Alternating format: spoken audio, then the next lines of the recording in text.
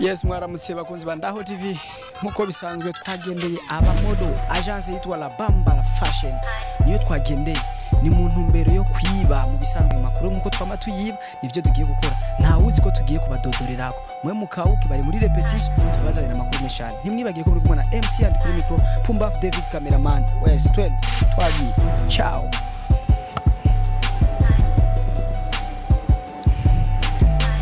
David twagiye muri hano mbere yo kubaha amakuru aryoshye kandi agiye atandukanye ama etage ni yose mu ntumbero yo kubibira amakuru aryoshye cyane bandanye gumane natwe ibintu bikenda neza cyane twagishitse turabana muri sala aho basanzwe bakorera ama repetition kanya gato turabaye biryoshye David 20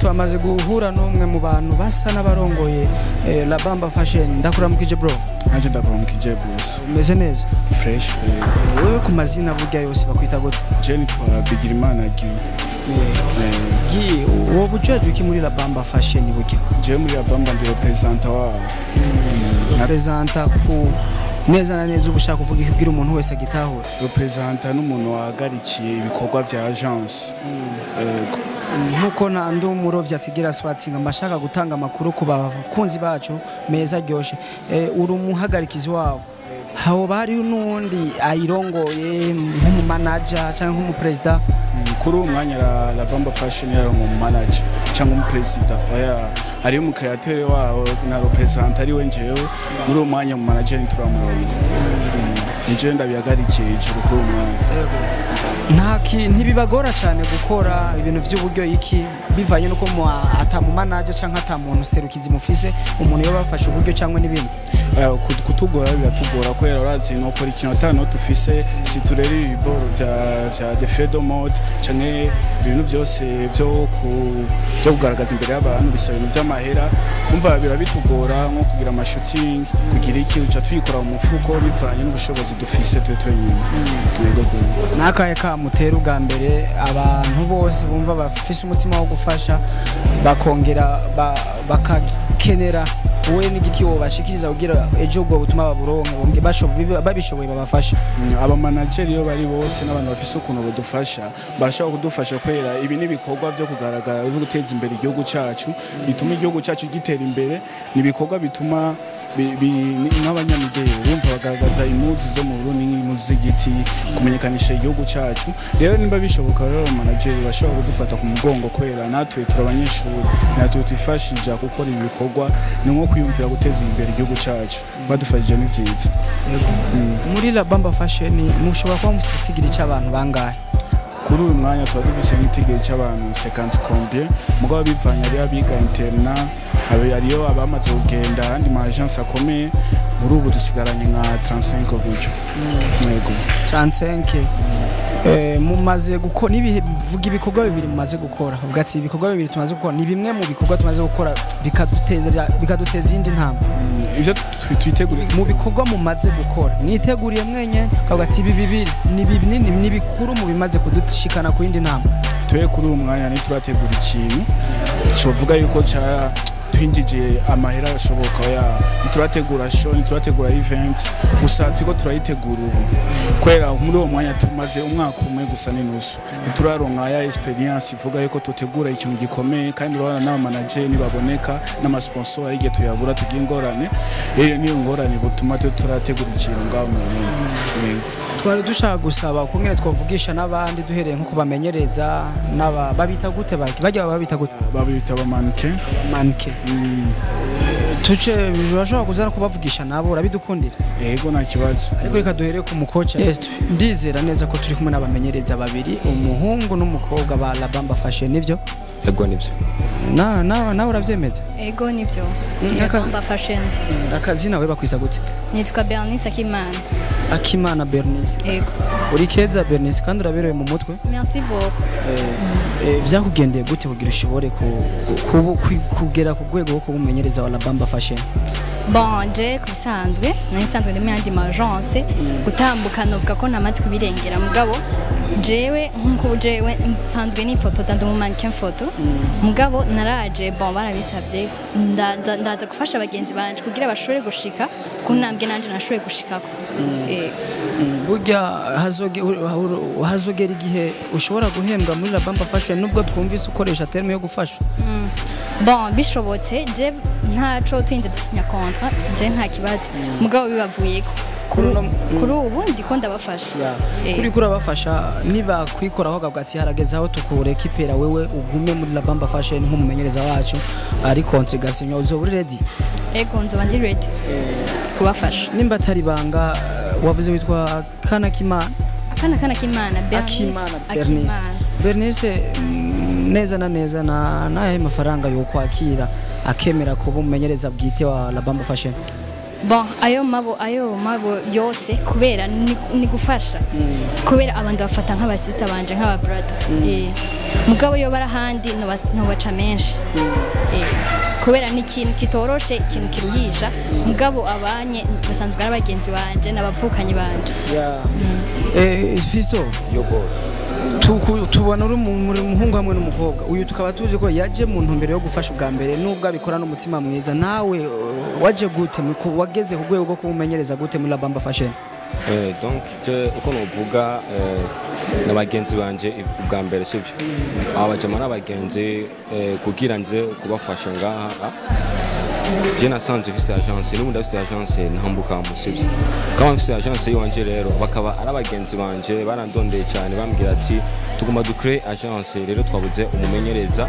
adufasha kwigisha abamanike bacu ngo cyane babwira ati ntacyo ko turabagenzi reka ndabibafashemwo canangura kugira iki canangura kuza kubafasha yego nawe twumvise Bernice atubwiye ko hageze igihe akagati twe turagukenewe nk'umumenyereza bwite wa La Bamba Fashion nawe uzoburi ready guca nko gusinya contrat kumbure kugira bandanye kubafasha ibihe byose bizovana n'ibiganiro tuzoba twayaze nabo ratanga ikizere yuko ibyo biganiro bigenze neza nawe ugenda neza yego vraiment ucuhagararira abahungu gusa Bernice akagararira abakobwa gusa cyane bimeze gute kwico kibazo novuga ati turabivugana na Bernice avant kuko tuca tumenya ukuntu tuza kwansenya abamanike Bernice ashobora kuvuga ati je ndigisha abakobwa cyangwa akavuga je ndigisha abahungu we fata abakobwa urumva bica bivana mu biganiro by'wanje na Bernice Bernice byokorohera kwigisha abahungu n'umukobwa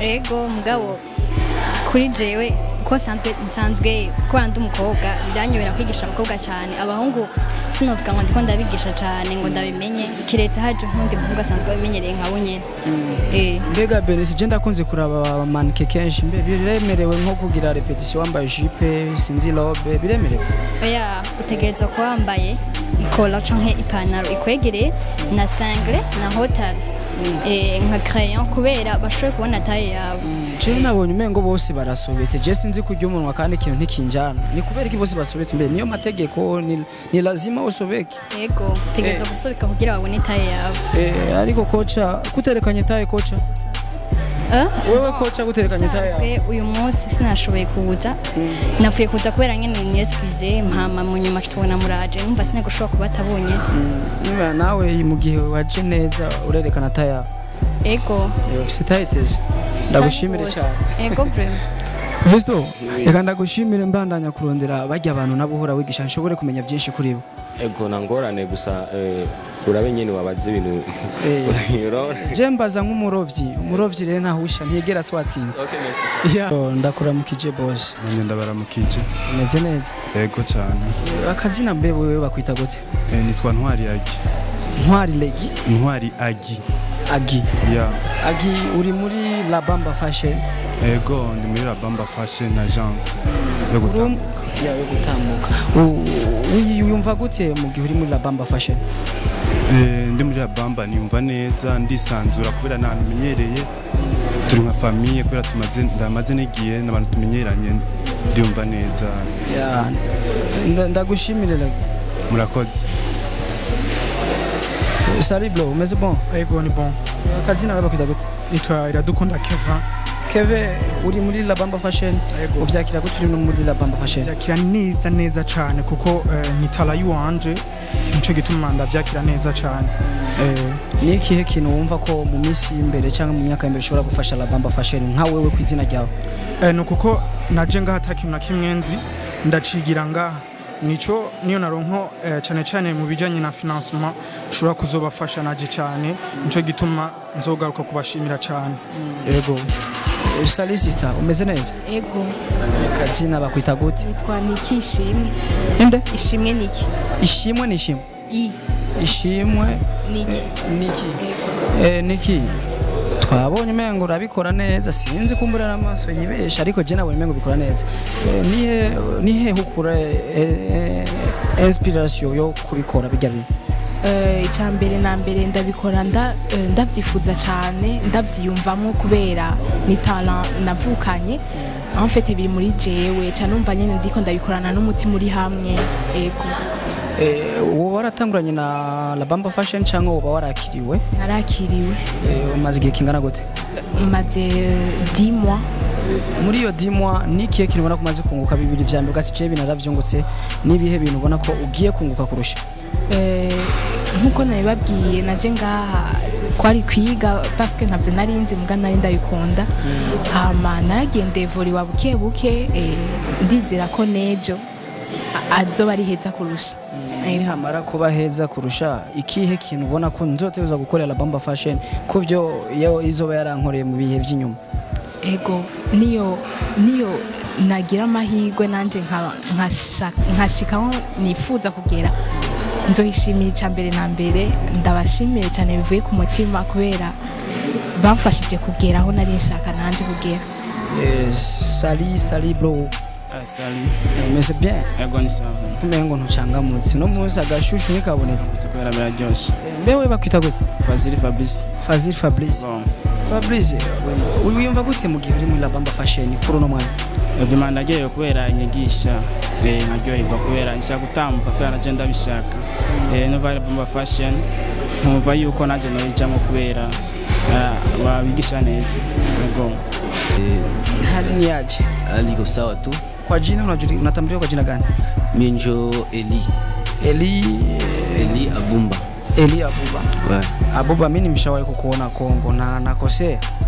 Bon, sijui peut-être ulionaka na mimi sikukonaka. Nationality yako ni nationality gani? Niko Mkongomani. Mkongomani hatukuzoea wanakuwa manike. Sio sana kama Burundi au Niger hivyo. Kwa sababu gani ukapenda kwa manike? Bon, nilipenda manekina parce que ni kazi ni samina faa kama nifaa na upendo. Samina faa kama najisikia niko uhuru. Wakati unapokelewa mu La Bamba Fashion umejisikia aje? Bon, nilijisikia mzuri parce que bali nipokea mzuri. Tuko deja bandugu. Kesho unaweza ukaendelea kiuwezo na kupitia ile tala yako. Ni kitu gani utakumbuka kwa La Bamba Fashion? Bon, ndakumbuka kwa La Bamba Fashion. Bon, ndakumbuka tuko kwa bandugu tulichangia kitu fasi moja. Justa tunafaa kitu fasi moja kuchoka bandugu. Na ile esprit d'équipe ile. Ndio ndakumbuka. Wengi wanakuwa wanapata mfano kumbuka ndio wanabeba kwao wananipata kwa juu ya La Bamba Fashion akiacha nibebe nyumbani Kongo. Pesa ilitoka juu ya Itala ulitoa hapa. Wewe uko kati ya wale watu ambao watatoa vitu wanabeba kule.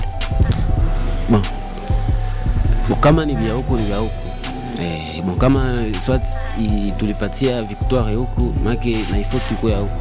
Asante sana. Asante na. Sali? Asante. Uko bien? Ndio. Unapendeza? Asante. Ona sasa. Mimi nilifurahia gisi uko unatembea, kisi sijafurahia wewe gisi uko unatembea.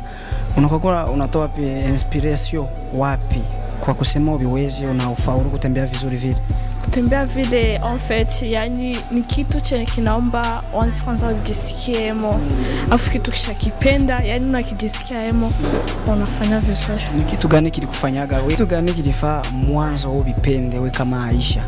Kama mimi Aisha, yani mara ya kwanza nilikuwa kuja tu kutembea tu simple tu kwa sikia la bamba yani kaona gisi wanavyotembea nikatokea kuifurahia, ndio nikakuta nimependa mwenyewe nikaamua tu niingie. Wakati wanakupokea ulijisikia aje? Najisikia happy kwa sababu ni kitu chenye nilikuwa napenda. Ulishamaliza wakati gani mwa La Bamba Fashion? Ni kama miezi 6. Miezi 6 ushapata $3000 hivi? Hapana.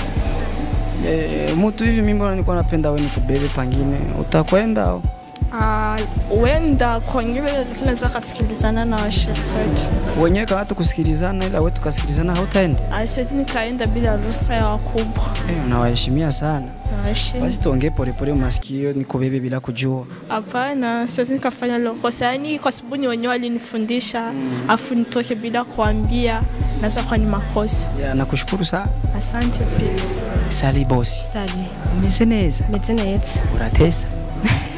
Birasanzwe.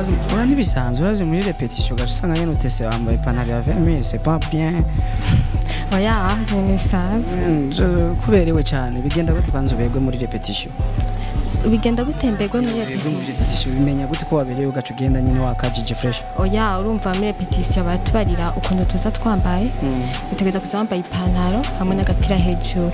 Naciye narakwambara ipantaro n'agapira hejuru abacindazi. Kubera iki aba mannequin kenshi majority abakobwa usanga ari bato kenshi igituma usanga ari bato majority menshi abavyibushe bibaza ko atavyo bashoboye mugabo barabishoboye.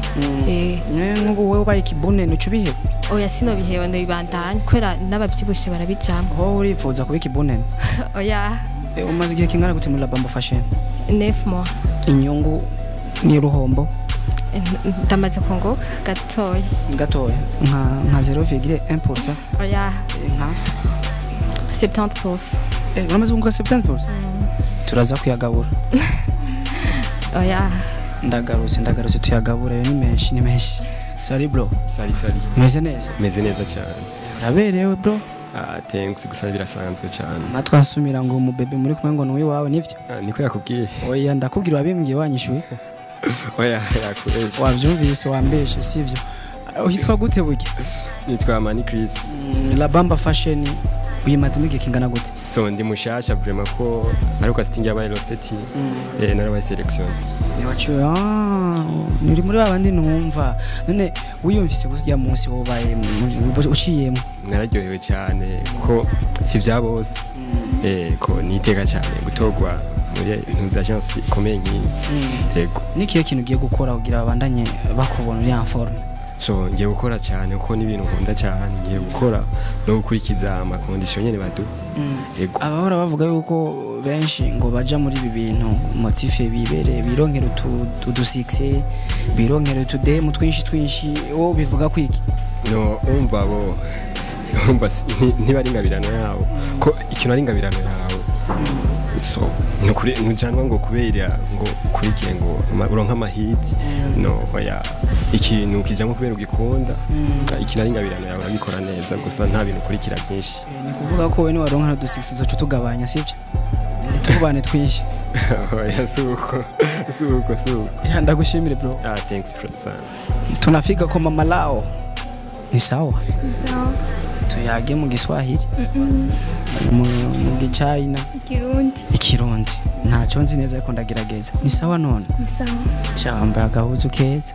Urakoze. Tuvugane buke niba byumva abandi wambariye ngaha. base akubwira mbwira ntacyo sinsarisha ibanga ibi ntaho ntibirengane gumanye ntacyo nibanga ntacyo ndaza kumbwira turi babiri burya bakwita gute ndakunda kukibagira Carlene ngiye bariko urabikora wabigerageza wabikora neza n'ikihe kintu ubona ko kiguha inspiration kugira ubikunde no kugerageza kubikora inspiration kugira ubikore neza kandi ubandanye ubikunda kurusha nuko muri jewe sanzwe nyene ndabikunda watangiye kubikunda bivuye ku kinigi cyatumye ubikunda nkikiri mutoyi narabikunda hama nkuze cyamvuga ati ndashaka kubijamo na jewe ntambuke nk'abandi ejo niyo hagira icyo wunguka kumbure ni igiki ibintu bibiri bizotuma wibuka cyane La Bamba Fashion ugati wigumize ku mutima nubwo bavamo ko birashika ukaja handi sivyo n'abantu bakundana bari nk'ubu unye uri nka mushasha barakwitaho ntibinubana hari umujama ari muri La Bamba Fashion yitwa Chris uramubona ucumubona kari akajama kicaye hari karakunda abademu ni karakudraga oya cyangwa yarabihevye mu muzi gute basubiye muri no misi mu bana ndamuzi nyene neza nta bintu nk'ivya kijama oya Imana yarabikoze yarakijije ariko nawe uremera ko mu ntango wamubonye ukundi oya ndagushimiye cyane Carlene ndagushimiye nawe amahoro boss yewe umeze neza na bro akatsina bakwita gute Chris vuga cyane no Chris umaze igihe kingana gute muri La Bamba Fashion usanga mushasha usa na mushasha imisi kwingana kose nimba ari mike umaze kubana nawe uvyakira gute uko bagufata vyakira neza cyane ikihe kintu umaze kubashimira kurusha ibindi byose mu misi mike yo mubanye ni byinshi baranyakiye barankuye mu bwo bagatonya n'ubu nizere ko bakibandanya kugufasha cyane nka wewe witega iki nko mu mezi 5 y'imbere uzoba uri Chris ameze gute muri La Bamba Fashion nzoba ndi Chris sinzoba ndi mugabo ndiyumva yuko nzoba ngeza zoba ari heza cyane ni haba heza uzoca wifuza gushika handi he gushika heza naho nyine urumva ushobora kuzoba ndi ngaha canke ahandi mugo urumva peu importe aho ari hose bwaheza nta kuntu ko abarongozi ba La Bamba Fashion nta kantu ko gufatana nabi boba bafise tukabakuremo oya vraiment ko bakuru ari kubadendereza barakwakira neza n'umunezero yego tugushimire Chris murakoze nawe yaga sawa boss umeze neza ego bakunda kwita gute burya je nitwa Beni Beni watangiye ryari ku bintu bya kuba umanike umva je natanguranye ni agence mwaratanguranye ego none nturaronka n'igipete basi gipete ni barakimbira neza ngira ngo kirahari ni kirahari wibaza wewe ko na experience umaze kuronka bogwa nk'ipete risa gute basi ibyo ubona mu ngana wewe cyo turi gusabira ipete naje ndiko ndaraba neza kwera arabaguma baza umva bisaba ko tukenda turutana kugira ubijemo bwa mbere ntivyarakoroheye kumengo biba bigoye gutangurana ikintu n'abantu biba bigoye cyane kandi biba bimwe inzira nyinshi zigoye wewe vyarakoroheye ije byaranyoye nasanze nacenda bikunda n'ikindi kintu ugiye gukora nkuko mwatanguranye mbega ejo urondewe n'abandi bashobora kuca ugenda ugata abagenzi bawe oya tubanza kuvugana kwanza turafise kontra ni igihe ugiye gukora kugira ubandanye ubikora neza muri La Bamba Fashion n'abashasha bazogusanga uri umukozi mwiza mu nzira zose cyambere ni kwidandaza nyene kwiwanje kandi ninge cyankora kugira nteze imbere nyene ya agence ego yes bakunzi bandaho TV ndabashimiye cyane mwe mwabandanje kudukurikirana mwumvise byinshi kuri La Bamba Fashion mwumvise ingene ivyo bakeneye n'ivyo bamaze gushika ko barakeneye barasaba neza yuko abafise uburyo bwose bwo kubafasha bategerezwa kuza bakabafasha bakabafata mu mugongo kugira nabo bashobore kwiteza imbere bariko bateza imbere cyane imyambaro y'u Burundi n'akaranga ku Burundi barashimira namwe bwe mumaze gushika kubafasha bagasaba kandi namwe bwe mufise ubushobozi mufise tala muhashike bazobakira neza ko yane kuko n'abakiriwe bakiriwe neza cyane ntimwibagire ko mwari kumwe na Andy the M's David Pumbafu cameraman ciao bye bye asante Salut guys turabo muri La Bamba Fashion twashaka tubatumirire kuri Ndaho TV mugire subscribe, share na comment kugira muze muraronka ibiganiro byose mushikirizwa na MC Andy wo muri Ndaho TV. Merci beaucoup.